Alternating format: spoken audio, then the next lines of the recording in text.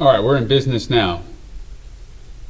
I'm Storm Track 15, Chief Meteorologist Jason Nappi, taking a look back at the 2021 Atlantic hurricane season, which was record-setting again. So let's talk about the stats first, and I'll get into Ida, which was by far the worst storm of the year. It definitely was memorable for all the wrong reasons. So let's take a look at that system in just a minute. So first of all, this season started off with just a fury, and it let up just abruptly in October, just fell off to nothing. So here are the stats. It's the 6th consecutive above average season, the 3rd most active year for named storms, which is a lot of years there, and 21 named storms. The average is 14, so there you above average. 7 hurricanes, the average is 6. We were about close there, just slightly above. 4 major hurricanes, the average is 3, so slightly above. And then 8 storms hit the U.S. coastline. And the reason I say that last is because that is really the most important factor. Is we can have 20 storms out in the middle of nowhere, but if one hits the coastline, then we got problems. So we'll talk about Ida in a second here, but I want to just recap things on the graphics side of things. So here it is graphically: 21 named, 7 hurricanes, 4 majors. And then we talk about the National Hurricane Center, NOAA, National Oceanic and Atmospheric Administration. Their forecast was 13 to 20, so they pretty much nailed that, very close, 21. Hurricane 6 to 10, nailed that. Major 3 to 5, pretty much nailed that. So very close. This entire list was used from Anna back in June all the way down to Wanda. Okay, we went through the list pretty quickly early on. So it was looking like it was going to be this hyperactive season that was going to shatter records even from last year, which was the most active, but it fell off in October. Let's talk about Ida, though, because really in Louisiana, that's all that people think about from this season. Starting off in the Caribbean Sea west of Jamaica as a tropical storm over Cuba as a Category 1, and then gets in the Gulf, right? Remember this was late August of a few months ago. It ramps up quickly to a 2, and then it makes a wobble northwest, jumping from a 2 to a 4, and comes right into southeast Louisiana, Grand Isle, Port Fourchon. And here is a look at our viewing area in Acadiana for the most part, and we were just brushed on the eastern side, lower St. Martin, St. Mary. Really, though, it was right around BR, Hammond, southeast, where the worst of it, the French Quarter, all the way down to the coastline. Terrebonne Parish got hit very hard. Lafourche got hit very hard. The lower side of those parishes were completely devastated from this storm. Okay, so going back and looking at the bottom line, this is just from Ida, not the whole season, just Ida. Did $65 billion worth of total damage from basically from Louisiana up into Connecticut.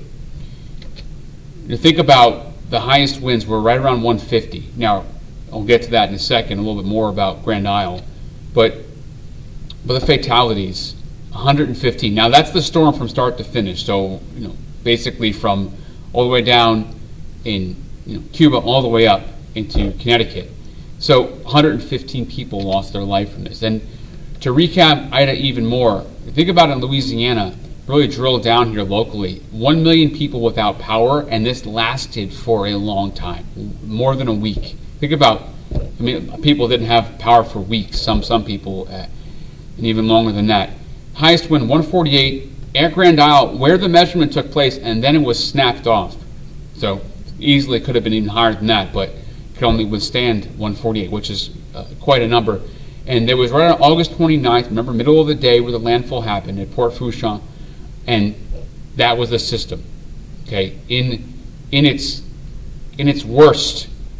So think about Ida ravaging Louisiana as a major. Now, think about how last year went. This one came in a little different trajectory than we had last year.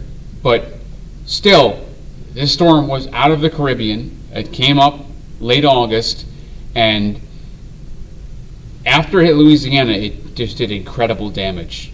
I mean, including Louisiana, but moving up into the southeast, think about South Carolina, there were like 30 tornadoes or something in a day.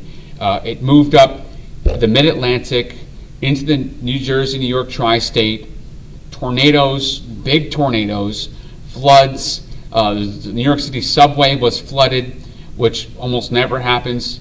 More than 1,000 miles away, this storm claimed a life by sweeping a Connecticut state trooper away in rising floodwaters. So, if you want to know more information about this, there's an article at 5:30 in a few minutes. It's going to be on our website, KADN.com. Click on that. Go to the National Weather Service.